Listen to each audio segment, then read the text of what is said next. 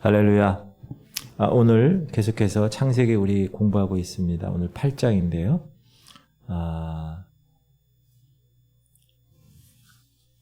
최근 우리 대한민국에 축하할 일이 생겼습니다.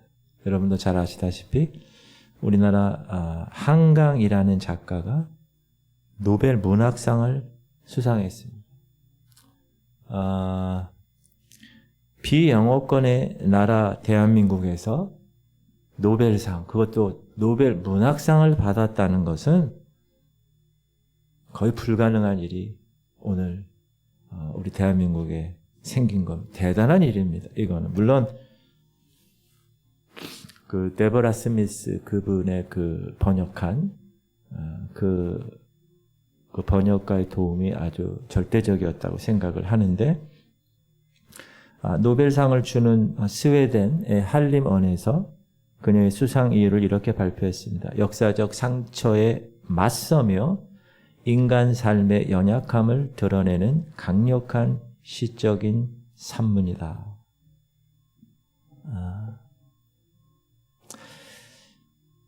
세상은 왜 아름다우면서도 동시에 잔인한가? 이 한강이라는 작가가 이 질문의 답을 구하기 위해서 작가의 길에 들어섭니다. 그래서 인간의 폭력성과 상처를 탐구하게 되고, 특별히 폭력으로 점철된 우리 한국의 근현대사는 이 한강 작가의 지나칠 수 없는 소재가 되었습니다. 작가 자신이 태어난 곳 광주, 그리고 그곳에서 일어난 참상, 정면으로 마주했던 10살 소녀, 30여 년이 흐른 뒤 이 한강 작가는 죽은 자, 살아도 살지 못한 자의 목소리를 되살려 냈습니다. 그녀가 쓴 소설 소년이 온다 라는 책에 나오는 대목을 제가 읽겠습니다. 당신들을 잃은 뒤 우리들의 시간은 저녁이 되었습니다. 당신이 죽은 뒤 장례를 치르지 못해 내 삶이 장례식이 되었습니다. 이 목소리가 소년이 온다로 태어나던 그해 운명처럼 이 작가는 꿈속에서 제주 4.3 사건을 만나게 됩니다. 그녀가 쓴 소설 작별하지 않는다라는 책에 나오는 내용입니다. 마치 수천 명의 남녀들과 야윈 아이들이 어깨를 웅크린 채 눈을 막고 있는 것 같았다. 4.3 사건의 비극을 세 여성의 시선으로 풀어낸 작품 작별하지 않는다. 아직 끝나지 않은 고요한 투쟁의 서사는 다시 한번 감각적인 언어에 담겨서 세상에 나왔습니다. 폭력과 비극, 근원적인 슬픔과 외로움에 천착해온 작가 한강. 이를 통해서 그녀가 이야기하고 싶은 건 결국 인간 생명에 대한 사랑과 연민이었습니다. 이런 상처와 비극을 승화시킨 한강의 작품과는 달리 5.18 광주 민주화운동과 제주 4.3 사건의 주인공들은 사실 그 상처와 기억에서 벗어나기 쉽지 않을 것입니다. 제가 왜 얘기를 하냐면, 소년이 온다, 작별하지 않는다. 이제 전 세계적인 홍수가 지난주에 시작됐고 끝났습니다. 이제 하나님의 뜻에 따라 다시 방주 밖으로 나가는 노아의 가족들을 여러분이라면 어떻게 생각할까? 5.18 광주 민주화운동과 제주 4.3 사건의 주인공처럼 정신적인 충격은 굉장했을 것입니다. 자, 처음에 에덴에 있었던 아담과 하와는 처음부터 단 둘이 시작했습니다. 외로움을 잘 몰랐을 것입니다. 그러나 시간이 흘러 지금 노아 시대, 노아 홍수 이후에 노아와 그 가족들은 그런 상황이 아니었습니다. 당시 인구도 많았고 문명도 발달했던 곳에 살았던 이들은 이제 홍수로 인하여 모든 것이 사라진 곳에서 다시 시작해야 했습니다. 그들의 원수도 없어졌지만 친구도 이웃도 없는 곳입니다. 대홍수의 심판으로 자연 환경도 파괴되었을 뿐만 아니라 모든 지구의 환경이 대격변으로 다 지형도 바뀌었습니다. 이런 상황에서 이들이 방주 밖으로 나가고 싶었을까요?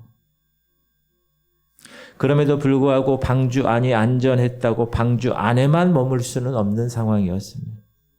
방주 안에 있다는 것은 많은 제약이 필요했습니다. 답답했고 불편했고.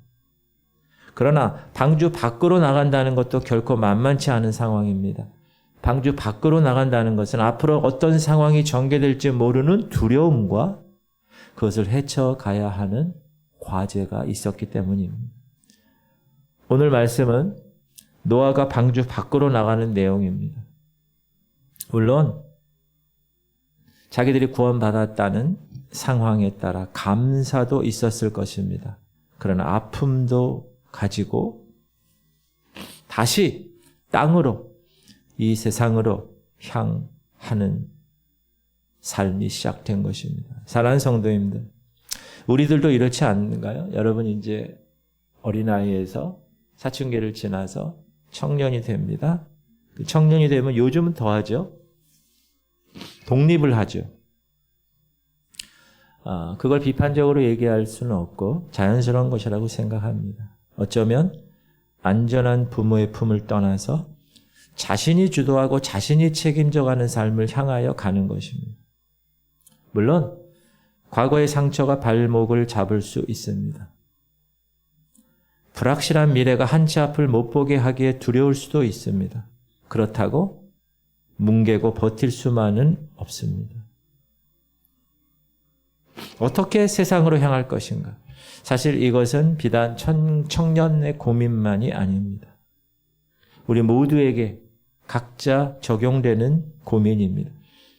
하던 일을 접고 새로운 일을 시도하는 사람, 그런 사람에게도 이런 고민이 있습니다. 사랑하는 가족과 사별한 사람, 이런 사람에게도 이런 고민이 있습니다. 깨어졌던 관계를 이제 회복해서 화해하는 사람에게도 오늘 본문의 말씀은 적용되는 주제가 아닐까 생각을 해봅니다. 자, 다시 땅으로 나가기 위해서는 필요한 게 있었습니다. 그것은 뭐냐? 회복의 시간이 필요했고 준비의 시간이 필요했습니다. 오늘 13절부터 함께 읽었지만 8장 전체를 볼 필요가 있는데 8장 1절 한번 볼게요. 시작. 하나님이 노아와 그와 함께 방주에 있는 모든 들짐승과 가축을 기억하사 하나님이 바람을 땅 위에 불게 하심에 물이 줄어들었고, 제가 땡땡 친 게 있어요. 하나님이 기억하사. 따라합시다. 하나님이 기억하사. 하나님이 이 땅을 심판하셨습니다. 그러나 심판하시는 와중에도 방주 안에 있는 노아와 그의 식구들, 그리고 짐승과 가축들을 기억하셨다는 거예요. 자, 그들의 존재만을 기억했다는 게 아니라 그들의 심리적인 상태도, 그들의 육체적인 상태, 이들의 고민, 이들의 아픔, 이들의 한계도 아셨다는 거예요. 질문 드립니다. 하나님이 아신다, 하나님이 기억하신다. 이 말이 무슨 말일까요? 이 말은 나만의 숙제가 아니라 하나님도 아시고 그래서 관여하신다는 뜻입니다. 노아의 입장에서는 대홍수의 방주로 구조받았습니다.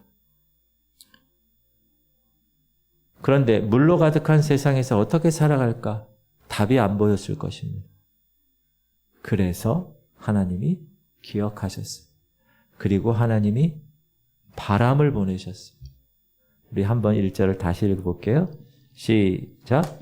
하나님이 노아와 그와 함께 방주에 있는 모든 들짐승과 가축을 기억하사 하나님이 바람을 땅 위에 불게 하심에 물이 줄어들었고, 여기서 하나님이 바람을 불게 하셨다.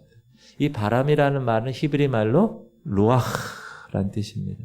루아흐 그러면 바람 소리 같지 않아요? 루아흐. 독일의 체하 발음. 근데 이 루아흐는 바람이란 뜻도 있지만 영이란 뜻이 있습니다. spirit, 영. 우리가 이 루아흐는 어디서 만나죠? 하나님이 천지 창조하실 때. 창세기 1장 2절 시작.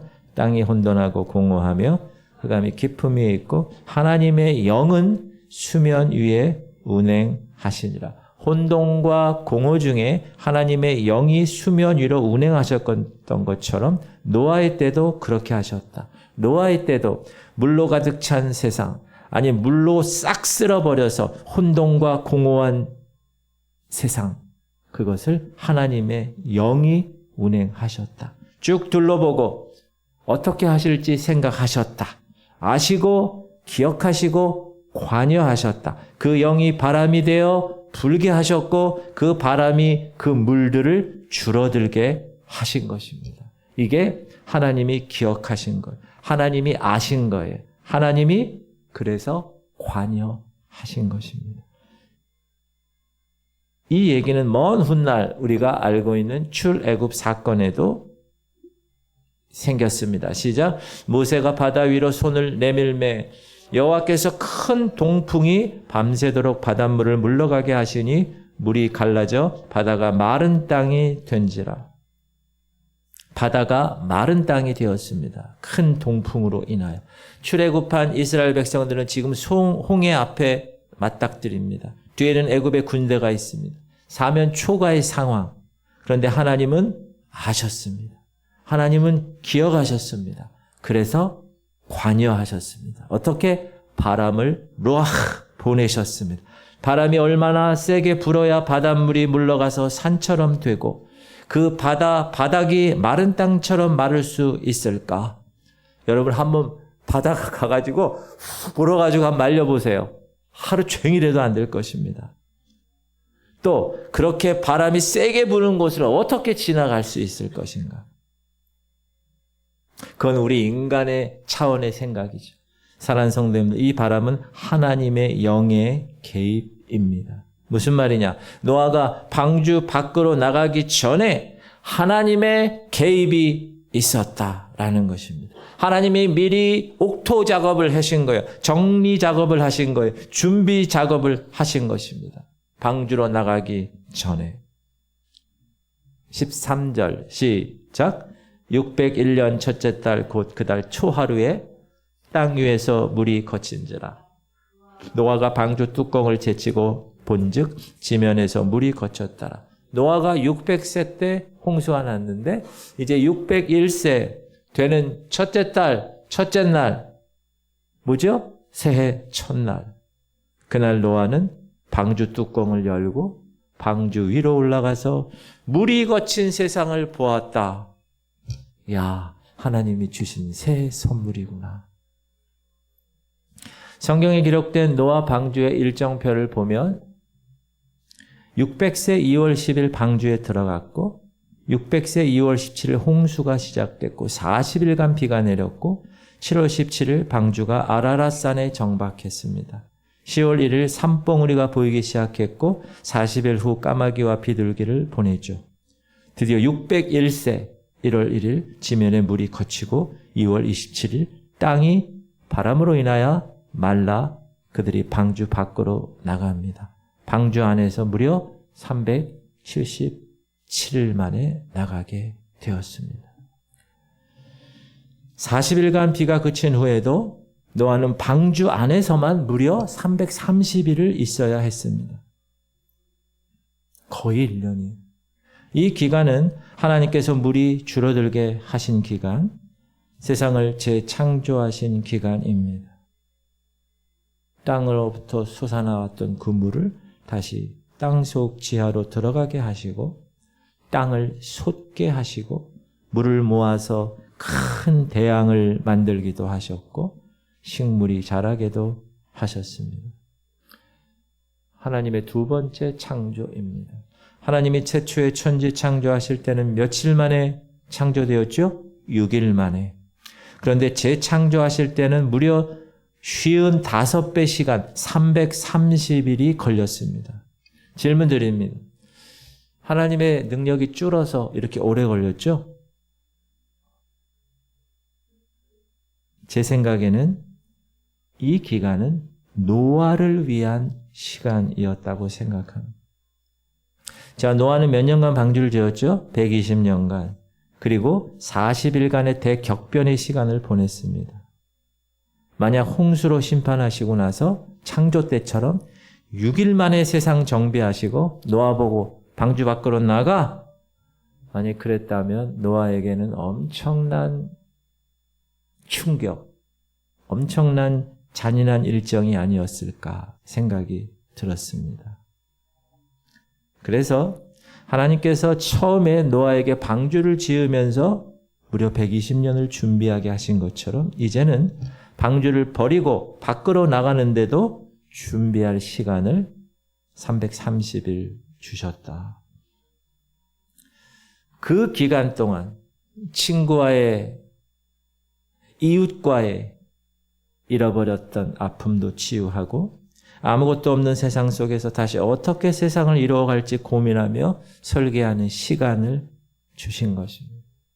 여러분, 이 시간은 우리 모두에게 절대적으로 필요합니다. 제2의 도약을 위해서 준비하는 거예요. 여러분, 손흥민 선수 아세요? 손흥민 선수가 22일 만에 복귀를 했는데 왜 22일 동안 못 뛰었죠? 다리에 부상이 있었습니다. 그리고 충분한 시간을 통해서 그 후에 육체적으로, 정신적으로, 기술적으로 돌아와서 부상 복귀전에서 골을 터뜨렸습니다. 노아가 다시 방주 밖으로 나가기 위해서는 이렇게 준비가 필요했다. 무슨 준비? 회복의 시간. 준비의 시간이 필요했다. 하나님께서 노아를 아셨고 기억하셨고 밖으로 나갈 수 있도록 관여하셨습니다. 세상 밖을 정비하셨습니다. 그동안의 노아는 준비할 시간을 갖추게 된 것입니다. 사랑하는 성도님들, 우리도 세상으로 나가기 위해서 다시 무엇인가 시작하기 위해서는 반드시 하나님의 개입이 필요합니다. 하나님이 여러분의 마음을 만져주셔야 합니다. 또한 어떻게 다시 시작할 것인지 계획하고 그 계획을 실천할 수 있는 용기를 하나님이 주시기 위한 시간, 준비된 시간이 필요한 것입니다. 사랑하는 성도님들, 바라기는 하나님 앞에서 이런 시간을 꼭 가지시기를 주님의 이름으로 축복합니다. 이런 시간은 낭비가 아니에요. 그 시간 동안은 나에게 오는 결과물은 없어요. 그러나 반드시 필요한 시간. 이런 필요한 시간이 없으면 나중에 더 많은 시간을 낭비하게 됩니다. 결코. 그게 뭘까요? 기도하고 말씀 항상 묵상하고 내 삶 가운데 성령 충만한 삶을 사는 것. 낭비인 것 같죠? 새벽 기도 와서 열심히 기도하는 것 낭비인 것 같죠? 말씀을 계속 묵상하는 것 낭비인 것 같죠? 아니요. 하나님의 놀라운 일들을 하기 위해서 하나님이 개입하셔서 하나님이 행하실 놀라운 그 아름다운 일들을 행하게 하시기 위해서 우리를 준비케 하시는 줄 믿으시기 바랍니다.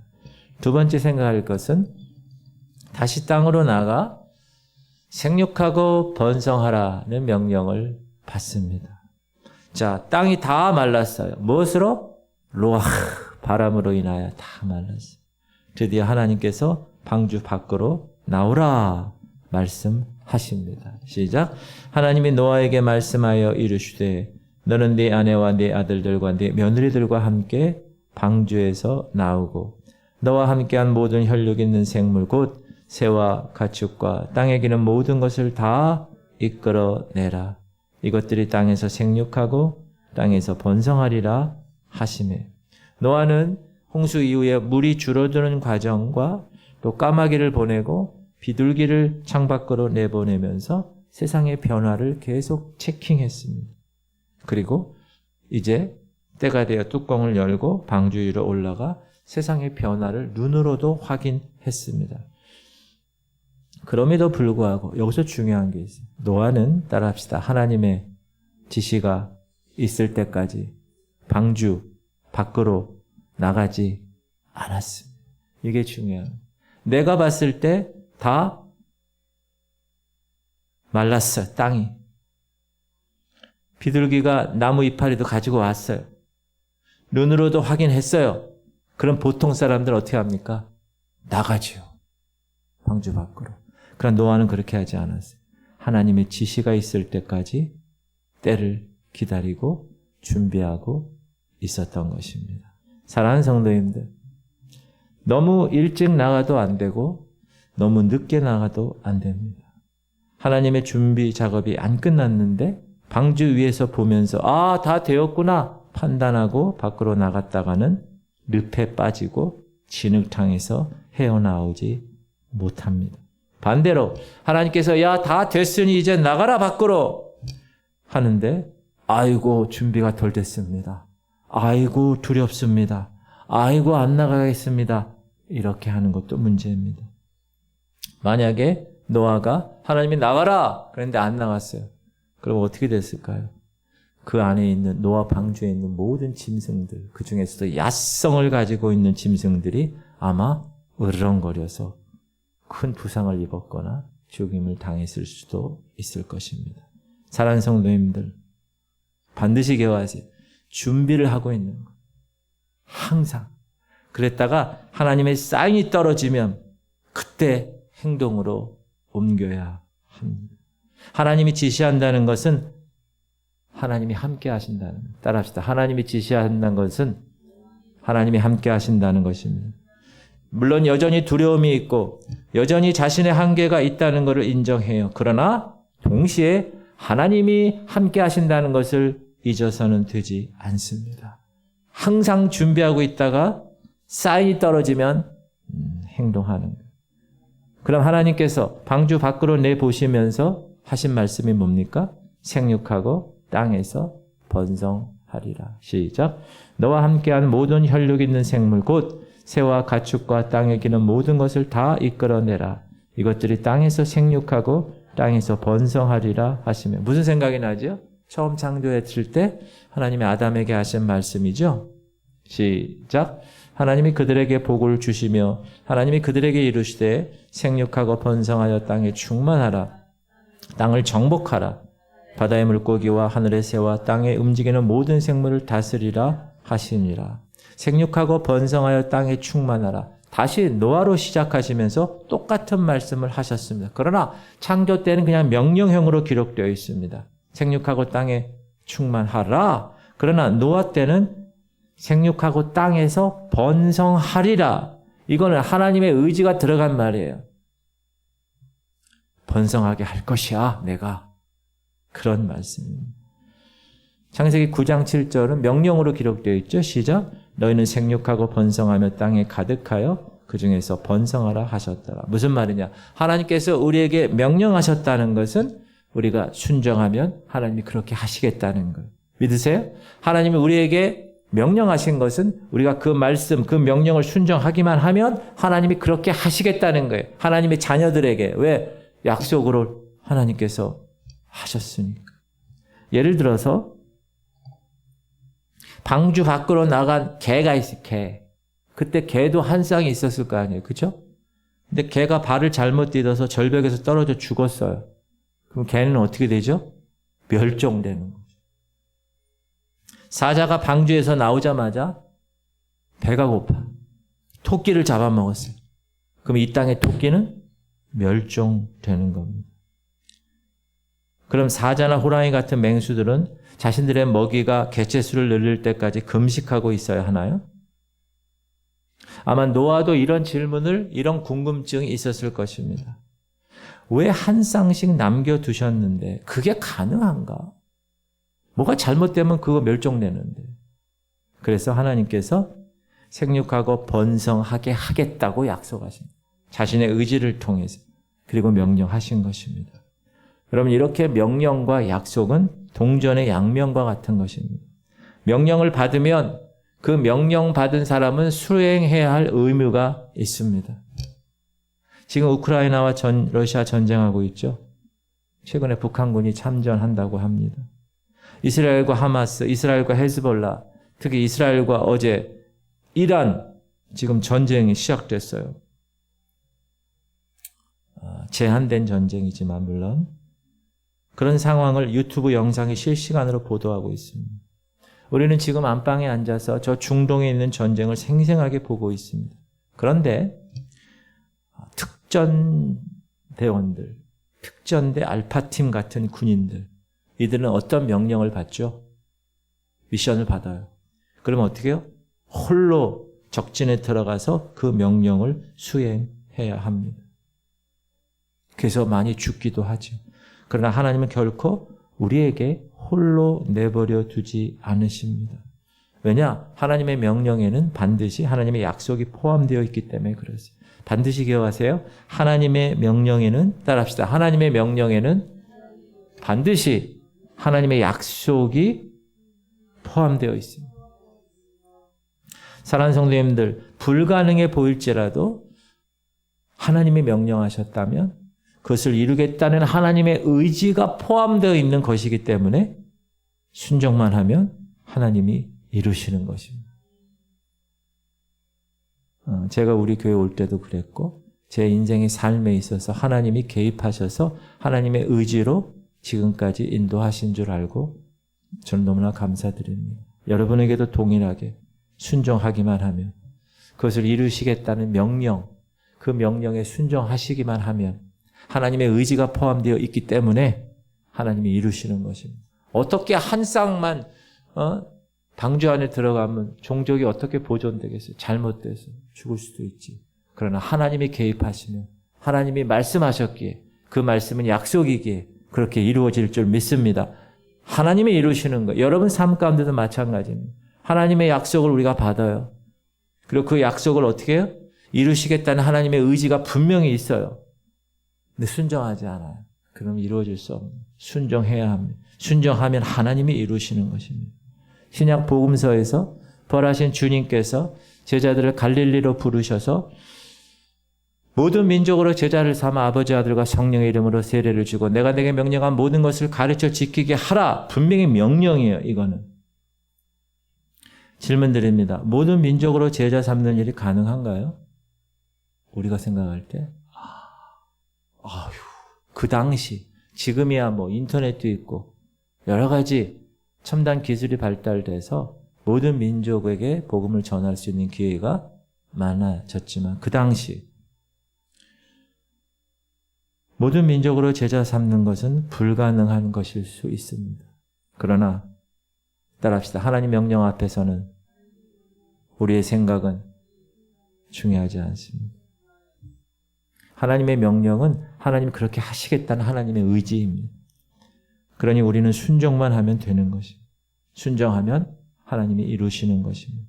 여러분 자녀도 마찬가지, 여러분 사업도 마찬가지, 이 교회 목회도 마찬가지.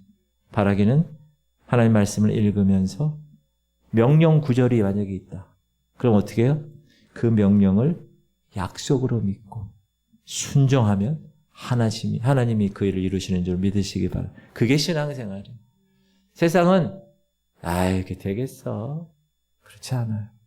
놀라운 일을 여러분은 삶을 통하여 하나님 이루실 것입니다. 예수를 믿으세요. 예수 믿으세요. 놀라운 일이 생깁니다. 예수를 믿으세요. 여러분 삶 가운데 놀라운 일이 일어나길 바랍니다. 세 번째 생각할 것. 드디어 노아는 방주 밖으로 나갑니다. 마른 땅을 밟았습니다. 1년여 만에 땅을 밟는 감격이 어땠을까요?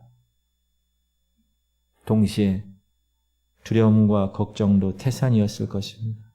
노아의 머리는 복잡했어요. 할 일이 산더미처럼 뭐부터 해야 될까? 이거 어디서부터 자리를 잡아야 할까? 우선 우리 가족들 살 집을 지어야 되는데 집을 지으려면 나무가 있어야 하는데 그 많은 나무를 어떻게 구할까? 먹고 사는 건 어떻게 살까? 그런데 노아가 방주 밖으로 나가서 가장 먼저 한 일이 뭡니까? 20절 시작. 노아가 여호와께 제단을 쌓고 모든 정결한 짐승과 모든 정결한 새 중에서 제물을 취하여 번제로 제단에 들었더니. 이렇게 복잡한 상황에서 노아가 한 일은 뭐죠? 제단을 쌓은 것입니다. 하나님을 예배한 것입니다. 할 일이 많은데 예배부터 드렸습니다. 이거 너무나 귀한 일이에요. 사랑하는 성도님, 오늘날도 어떤 사람들 예배 현장에 너무 바빠서 예배를 못 드린다고 합니다. 아니요. 따라합시다. 너무 바쁘면 예배부터 드리자. 지금 하나님 그렇게 얘기하시잖아요. 노아를 통하여서. 노아가 얼마나 생각이 많겠어요. 지금 야 밖으로 나가 아무것도 없어. 뭐부터 할까? 야 집은 어떻게 지을까? 이 방주를 좀 잘라가지고 지을까? 나무가 없으니까. 뭐 여러 가지 생각을 했을 거예요. 근데 뭐부터 했다고요? 예배부터 드려요. 노아가 방주 밖으로 나와서 가장 먼저 제사를 드렸을 때 그 제사의 의미가 무엇이었을까요? 첫 번째, 감사의 제사였을 것입니다. 대홍수로부터 구원해 주신 것에 대한 감사. 죽어 마땅한데 지금 이렇게 살아있음에 대한 감사의 예배. 감사만의 예배는 아니었을 것입니다. 두 번째는 도우심을 의뢰하는 예배였을 것. 다시 시작하니까. 다시 생육하고 번성해야 하는데 할 일이 정말 많은데 이것은 하나님의 도움 없이는 될 수 없으니 하나님 도와주십시오. 도우심을 간구하는 예배였을 것입니다. 세 번째는 자신을 돌아보며 긍휼을 구하는 제사였을 것입니다. 노아는 홍수를 통해서 하나님이 죄를 얼마나 미워하시는지를 철저히 보았어요. 인간의 악함 때문에 수많은 사람과 그들이 이루어놓은 문명이 한순간에 물속에 수장되는 것을 보았습니다. 야, 이렇게 죄를 미워하시는구나. 그래서 노아의 입장에서는 문명의 발달보다 더 중요한 것이 인간의 죄의 문제라는 걸 알았습니다. 깨달았습니다. 철저하게. 대홍수로 세상을 인간의 악을 심판하셨지만 노아 자신의 마음에 뭐가 있어요? 계속 여전히 죄성이 남아있는 자기 자신을 발견했습니다. 그래서 노아에게는 자신을 하나님 앞에서 돌아보면서 하나님, 이 죄의 문제를 어떻게 해야 될까요? 하면서 하나님 앞에서의 삶을 살고 하나님께 아뢰는 것이 중요했습니다. 그 무엇보다 왜? 그 죄 때문에 모든 지구 인류가 멸망한 것을 자기가 눈으로 봤기 때문에. 또한 또 생육하고 번성하더라도 이 땅이 또 죄 가운데 빠지면 또 하나님의 심판이 있을 텐데 두려워하며 다시 시작하는 이 땅이 제발 하나님 죄에 빠지지 않기를 간구한 예배였을 것입니다. 목사님 그걸 어떻게 알 수 있습니까? 그 예배에 대한 하나님의 응답이 21절에 기록된 것을 보고 알 수 있습니다. 시작. 예수께서 여호와께서 그 향기를 받으시고 그 중심에 이르시되 내가 다시는 사람으로 말미암아 땅을 저주하지 아니하리니 이는 사람의 마음이 계획하는 바가 어려서부터 악함이라.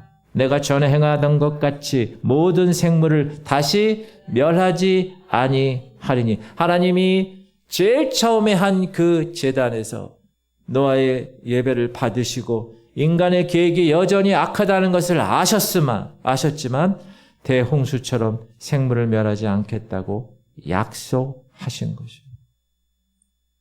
사랑하는 성도님들, 오늘 우리가 먼저 예배해야 할 이유가 무엇일까요? 감사하기 때문이죠. 예수님을 보내주신 하나님께, 그래서 우리를 구원해 주신 하나님께 감사하기 때문에 목사로 만들어 주시고 성도로 만들어 주신 것 얼마나 감사해요. 그 감사의 마음으로 여러분 지금 예배 현장에 나오셨나요? 두 번째, 하나님의 명령을 따라 살기에는 여전히 이 세상이 우리의 힘으로는 부족하기 때문에 도우심을 구하는 것. 예배를 통해 하나님 저와 동행하시옵소서. 주님이여 이 손을 꼭 잡고 가소서. 그렇게 도우심을 구하는 그런 도우심을 구하고 계십니까? 예배를 통하여서. 또한 이 세상이 죄로 가득하지만 그럼에도 불구하고 하나님의 긍휼하심과 하나님의 다스림을 구하는 예배를 드리는 것이 하나님 소돔과 고모라의 의인 10명을 요구하신 주님. 그러나 의인 10명이 없어서 망한 것처럼 이 세상에 하나님 나 때문에 여러분 때문에 하나님의 구원의 놀라운 은혜가 있기를 바랍니다 하며 주님의 긍휼과 주님의 다스리심을 구하는 예배. 우리가 예배할 때마다 그런 자세로 예배를 해야 되지 않을까. 오늘 노아를 통하여서 우리가 다시 한번 깨닫게 됩니다.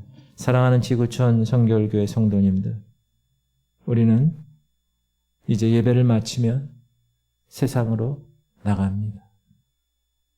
노아처럼. 질문 드립니다.